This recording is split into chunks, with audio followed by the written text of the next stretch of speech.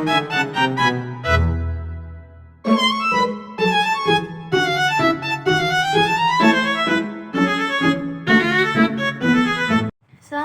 warahmatullahi wabarakatuh.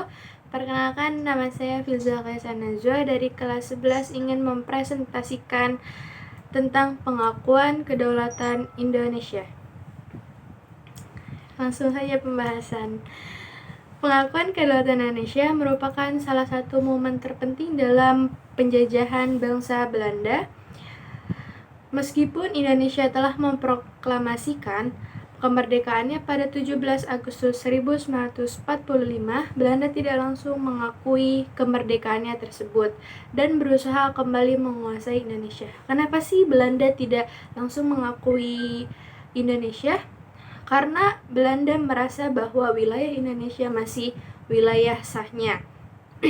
Perjuangan diplomatik dan militer akhirnya memaksa Belanda untuk mengakui kedaulatan Indonesia pada 27 Desember 1949 setelah perundingan panjang dalam Konferensi Meja Bundar.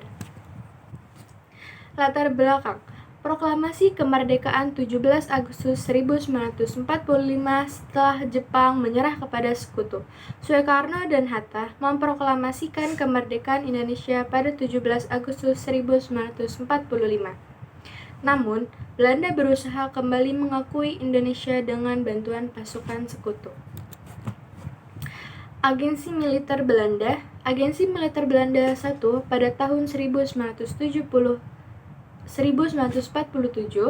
Belanda melancarkan serangan militer dan merebut beberapa wilayah di Jawa dan Sumatera. Dunia internasional, terutama PBB, mulai menekan Belanda untuk menghentikan agensinya. Apa sih itu PBB? Perserikatan Bangsa-Bangsa.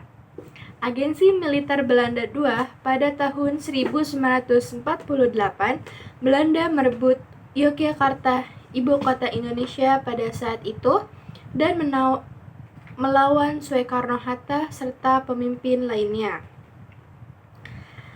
Tekanan internasional. Amerika Serikat dan PBB menekan Belanda untuk segera menyelesaikan konflik secara damai.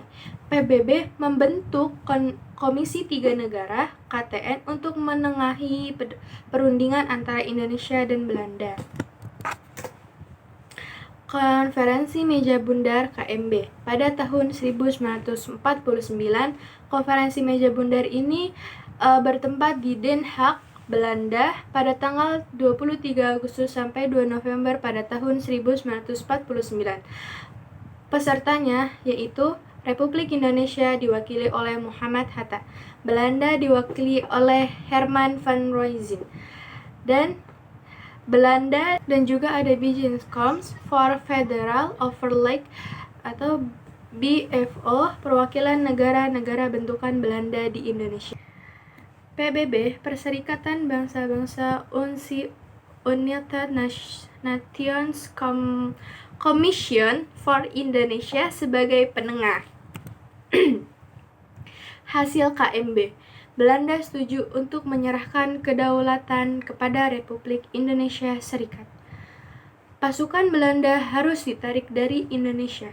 Indonesia harus mengambil alih utang kolonial sebesar 43 miliar gulden. Status Irian Barat masih akan dibahas lebih lanjut dalam satu tahun setelah pengakuan kedaulatan.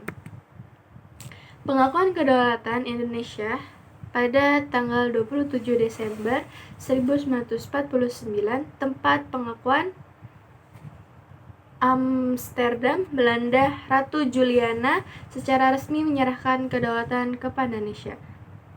Jakarta, Indonesia. Wakil Belanda menyerahkan dokumen pengakuan kepada Soekarno. Indonesia akhirnya diakui sebagai negara berdaulat, namun sebagai hasil dari pengakuan KMB, Indonesia awalnya berbentuk Republik Indonesia Serikat atau biasa disebut dengan RIS, bukan negara kesatuan. Sistem ini tidak bertahan lama dan pada tanggal 17 Agustus 1950, Indonesia kembali menjadi negara kesatuan Republik Indonesia. Di sini juga ada dampak pengakuan kedaulatan. 1. Akhir penjajahan Belanda di Indonesia. Meskipun Belanda masih mempertahankan Irian Barat, pengakuan kedaulatan ini menandai berakhirnya kolonialisme Belanda di Indonesia. 2. Pengakuan internasional terhadap Indonesia. Setelah pengakuan dari Belanda, negara-negara lain mulai membuka hubungan diplomatik dengan Indonesia. Kesimpulannya, pengakuan kedaulatan Indonesia pada 27 Desember 1949 adalah hasil dari perjuangan panjang diplomasi dan militer meskipun Belanda masih menunda pembahasan tentang Irian Barat. Ini adalah langkah besar dalam perjalanan Indonesia sebagai negara merdeka yang diakui secara internasional. Tanpa perjuangan rakyat dan diplomat Indonesia serta tekanan internasional Belanda mungkin akan terus menunda pengakuan kedaulatan ini. Segitu saja, sekian dari saya. Wassalamualaikum warahmatullahi wabarakatuh.